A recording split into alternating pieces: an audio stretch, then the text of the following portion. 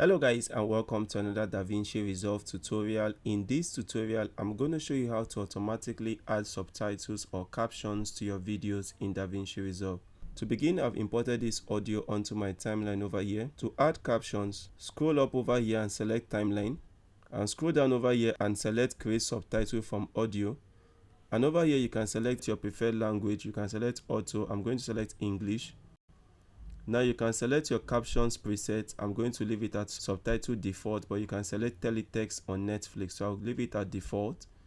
You can select the maximum characters you want per line, and you can set it at single line or double line. I'm going to leave it at double line, and I'm going to hit create. And automatically DaVinci Resolve is going to begin analyzing your audio to create captions. Once this is done, you will find that a subtitle track layer has been created over here. And if I move my playhead forward, you will find that subtitles have been automatically added to our timeline over here. If you want to edit your subtitle, come over here and highlight all your subtitles over here. Then move over to track. Under inspector, select tracks, and over here you can change the color of your subtitles, for example, to gold color, and hit OK. And you can also adjust the size of your subtitle over here.